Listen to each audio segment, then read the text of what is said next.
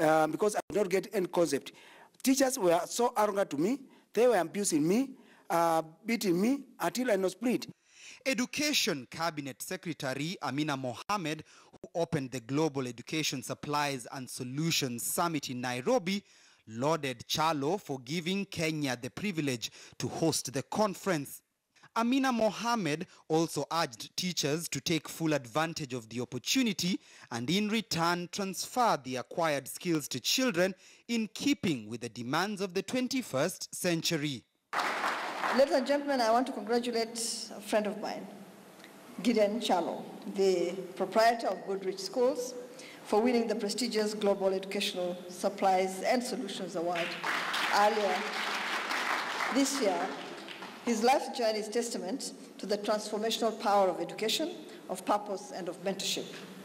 The leadership coach and author John Maxwell reflected that a leader is one who knows the way, shows the way, and goes the way.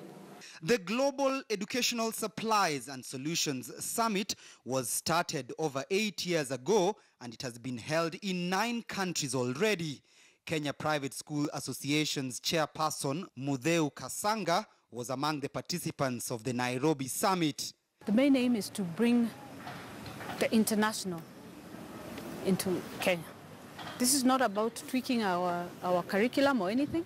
It's about changing the way we approach teaching. And we were lucky enough this year to have a big delegation from the Private Schools Association in Kenya come over, and Gideon, one of their members, won an award at our award ceremony.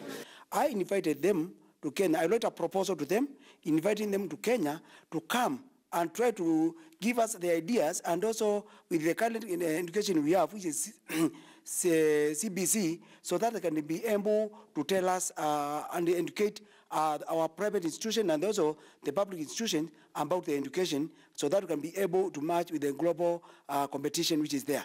Teachers are very keen to learn, they're very engaged with what we're trying to achieve, and they understand the vision of what we're trying to achieve. Chalo is a classic example of how failure in academics does not necessarily lead to failure in life.